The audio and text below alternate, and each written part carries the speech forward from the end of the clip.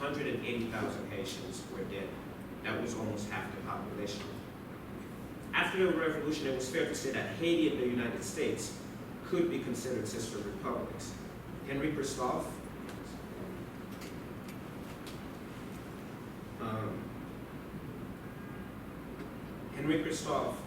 one of the major leaders of the Haitian Revolution, had also fought in the American Revolution. The two countries shared a close revolutionary heritage. Those are some of the Haitian revolutionary heroes who had actually taken part in the American Revolutionary War. Following the American Declaration of Independence in 1776, Haiti also became free in 1804. So they were the first two countries to have that honor in the Western Hemisphere. But that is pretty much where the similarities between the two ended. Haiti and the U.S. developed along vastly different approaches to citizenship, race, colonialism, and empire. Throughout their histories, racism increasingly defined U.S. policies towards the Haitian people. France and the other European powers also continued to harass Haitians and resisted the country's independence for most of the 19th century.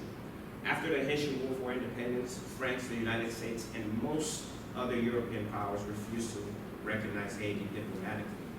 As for the U.S., Haiti did not be recognized until 1863, I believe, under Abraham Lincoln. Other reasons for isolating Haiti had to do with the fact that it was the only former colony to have defeated slavery, racism, colonialism, and imperialism in one revolution. In a bold move against global white supremacy, between 1805 and 1806, the Haitian revolutionaries constructed a radical constitution that banned foreigners from land ownership, especially white men. At the same time, it guaranteed legal protection, citizenship, and freedom from enslavement for black and brown people everywhere. According to the Haitian Constitution, anyone who was of African and Native American descent, even though by then Native Americans had already been exterminated from the island, African and Native American descent would automatically become Haitian the moment they set foot on Haitian soil. The Haitian Constitution also created the most universal criteria for citizenship that was known in the Atlantic world. Everyone could become a Haitian citizen, it said, so long as they declared themselves to be black people. But while any European was practically able to join the new nation if they declared themselves black, they could not, however, participate in the country's economy as landowners. In other words, it was a simple truth of the historical experience. Haitians viewed whiteness and capitalism as a moral hazard. Now contrast that to the United States, for example. In the entire decade of the 1790s, at the same time that the Haitian Revolution was happening between 1791 and 1804, the U.S. Congress passed one of its first laws, the Naturalization Act of 1790. It was revised 3 more times, 1795, 1798, and 1802. The law limited naturalization to European immigrants and cited specifically, quote, that any alien being a free white person may be admitted to become a citizen of the United States. So in the same period that the U.S. was already creating a nation for and by white people, Haitians overthrew French slavery and abolished the most inhumane institution the world had ever seen. With a new constitution, Haitians provided a reinterpretation of universal human rights. By defining citizenship as black, while in fact not excluding anyone from becoming a citizen, they rejected race and racism from definitions of citizenship and made blackness the most universal basis for inclusion. Now, the logic often follows by most people that, well, they just replace black with white. No, that is not the point here. What they were saying is that the people who were the most historically despised, abused, neglected, excluded, and denigrated, the most marginalized, those people, the wretched of the earth, those ought to be the people who gets to define the universal basis of citizenship in any society. That is why it referred to African descendants and Native American descendants folks specifically. Not surprisingly, these radical policies angered France and created immediate international backlash from the U.S. and European powers. The jealousies against these revolutionary policies in many ways also created Haiti's downfall. France not only refused to recognize the Haitian state, It demanded that the country of former slaves pay reparations to the men and women who had been their masters and mistresses. And if Haiti did not follow through, France threatened to invade and re-enslave Haitians if they did not meet the slaveholders' demands for reparations or lost property.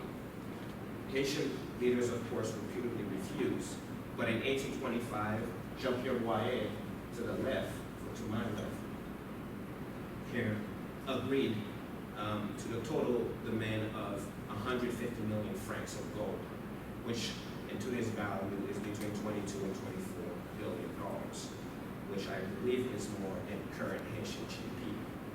That year, France granted full diplomatic recognition to Haiti, which opened the door for other nations to do the same. However, the U.S. withheld its recognition until 1862. But in securing payments to slaveholders, the French indemnity offers the only case in history where a formerly enslaved group of people paid reparations to the men who had been their enslavers. The U.S. also did the same thing in 1863, I believe, except it's the government who paid reparations to slave laborers. After negotiations were finalized, Haiti began borrowing heavily from French banks to pay the debt. The French government then reissued the payments to the former planters. In other words, Haitians had to borrow from French banks to then pay their former masters, interest included. According to the U.S. Congress Select Committee on Haiti, which did an investigation in the 1910s, the balance of the loan of 24 million francs and the indemnity were known as the double French debt. Therefore, in just 2 decades after independence, Haitians faced the real possibility that they would be re-enslaved, except this time by debt. If Haiti had declined to pay, the French were ready to deploy the 14 warships armed with 520 cannons that had been surrounding the island. And given that it had lost half of its population in the last war that lasted for 12 years, they could not afford to go back to war.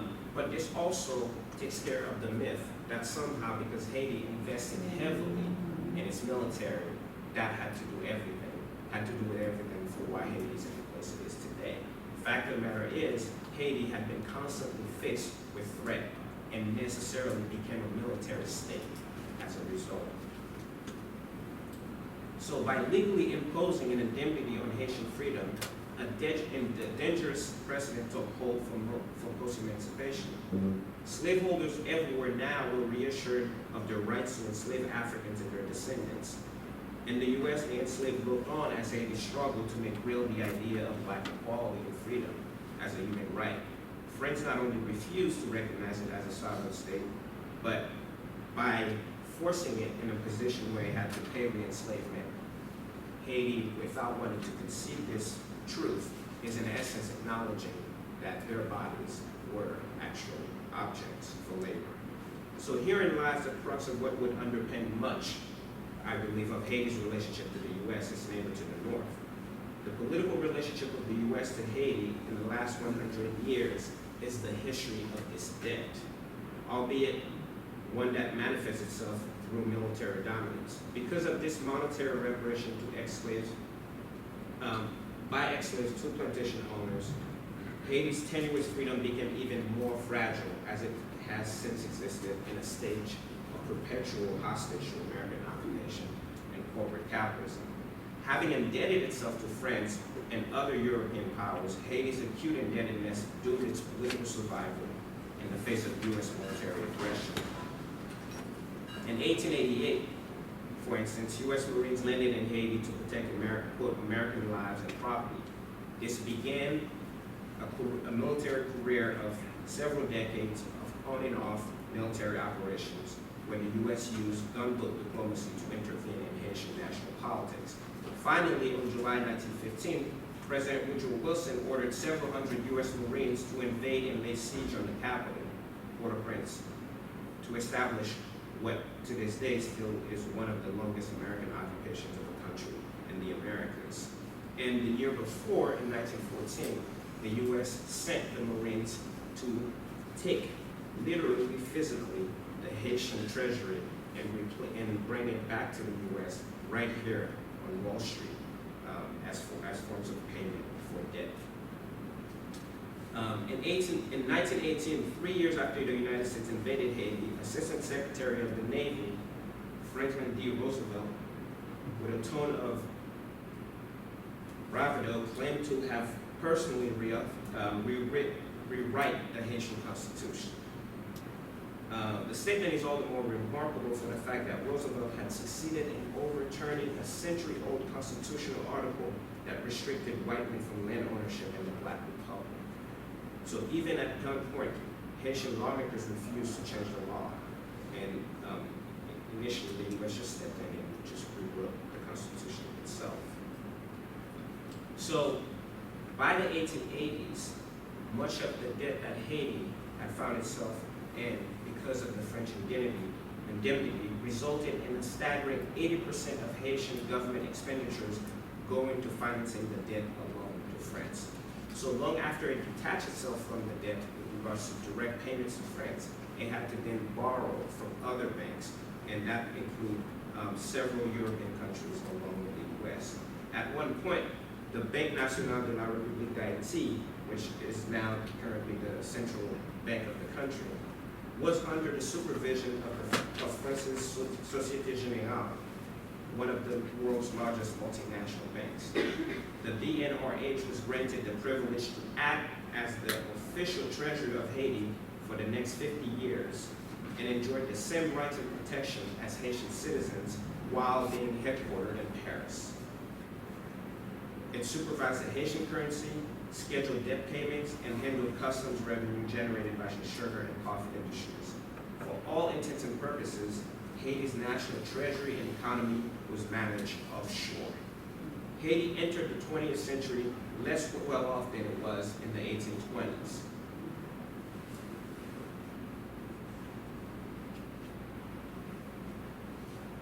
And one way to understand the choices that they were left with is, had Haiti not actually acquiesced in the debt, the U.S., along with Britain, had already agreed with France that it would let the French army invade in order to repay what was lost during the war.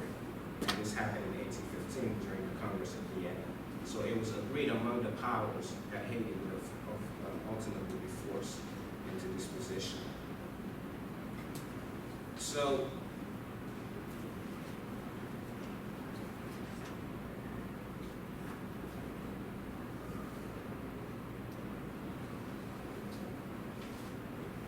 why the Haitian president actually signed on to the indemnity, believed that the deal would pave the way towards a brighter future if he were to get rid of the military threat. Perhaps it might have, but the indemnity set a dangerous precedent for the rest of Haiti's history. And by the 1890s, while Haitian national finances degenerated to crisis levels, German financiers who had become major influences in the Haitian economy and who had found ways into the Haitian political economy by intermarrying Haitian women as a way to subvert the restriction from land ownership, became major influences in the country. So that by the mid-1880s, Germans and Haitians of German descendants controlled about 80% of the Haitian economy. Again, even within the elites, we are talking about foreign influences here. So here's what I want to cover briefly with regards to how the U.S. and Haiti overlaps in understanding Haiti's situation. The Wilson administration, which occupied Haiti starting in 1915 for an occupation that would not end until 1934, used governments that were staffed entirely, almost by local elites as public rulers. And since those elites appeared to derive their powers from nominally sovereign constitutions, the U.S. was very successful in establishing a Caribbean empire that penetrated home rule under the legal guise of domestic sovereignty.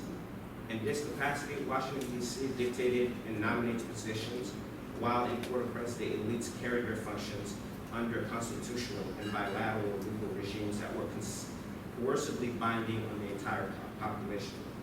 To do this, the U.S. reshaped the Haitian constitution, remodeled its security forces, and secured agreements that controlled virtually all sections of Haitian life. The Haitian-American Treaty of 1916 could hardly be called a treaty between two sovereign places.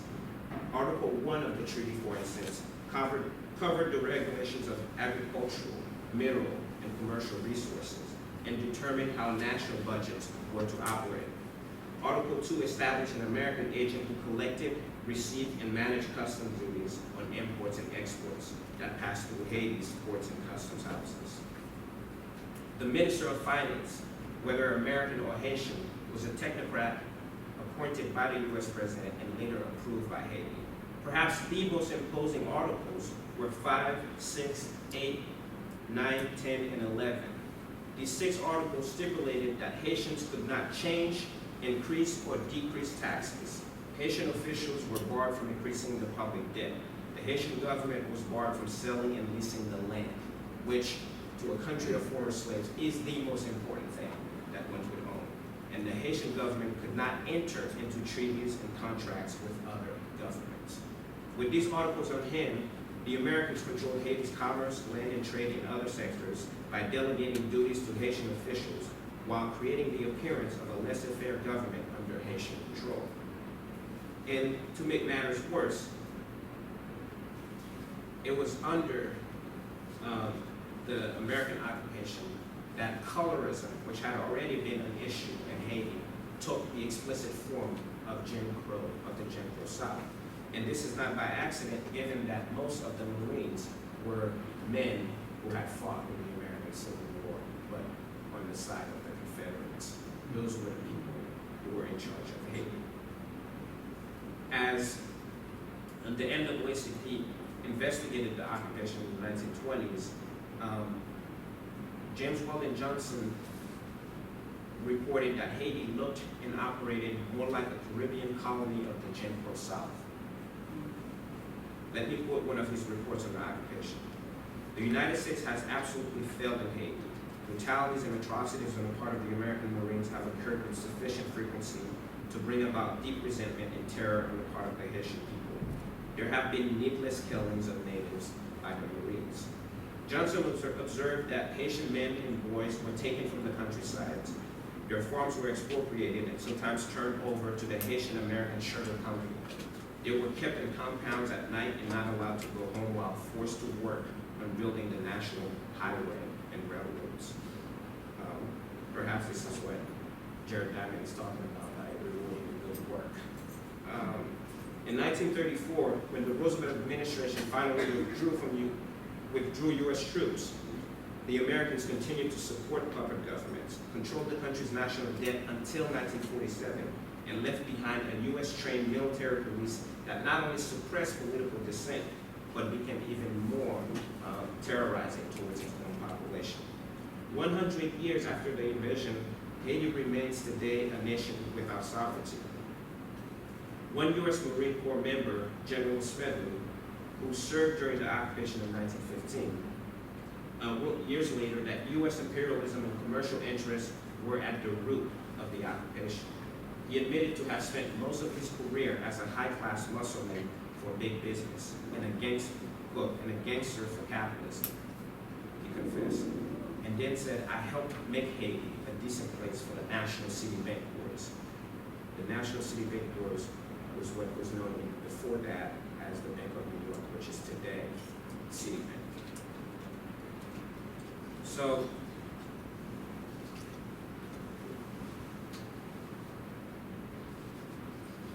let me wrap up by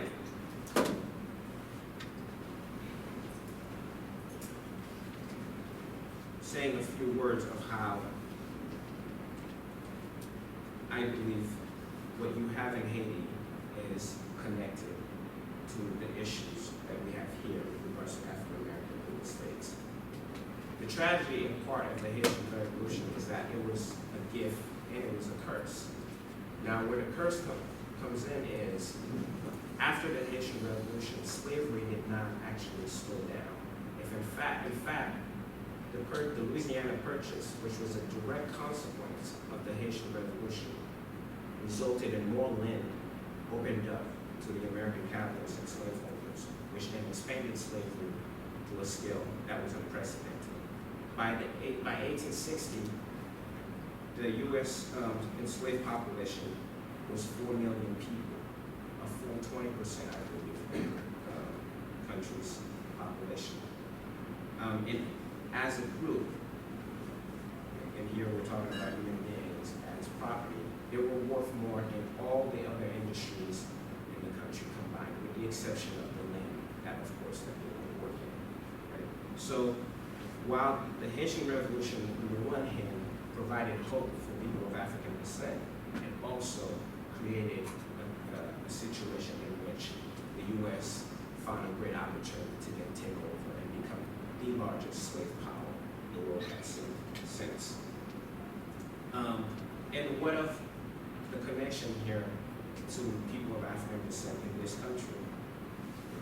Well, lately I've been doing more and more about lecturing on issues of reparations in both countries. And if you look into the numbers of the plight of African Americans as a nation within the nation, in the words of James Baldwin, it's enough to make prophets and angels weep. According to recent reports published by the Institute for Policy Studies, between 1983 and 2016, the median black family saw their wealth drop by more than half after adjusting for inflation, compared to a 33% increase for the median white household. In all, 24% of the class of the descendants of the enslaved men, women, and children of the 19th century still live in poverty today. And as pointed out in a recent article by the Washington Post, in 2006, amid the real estate crisis, black families earning more than $200,000 annually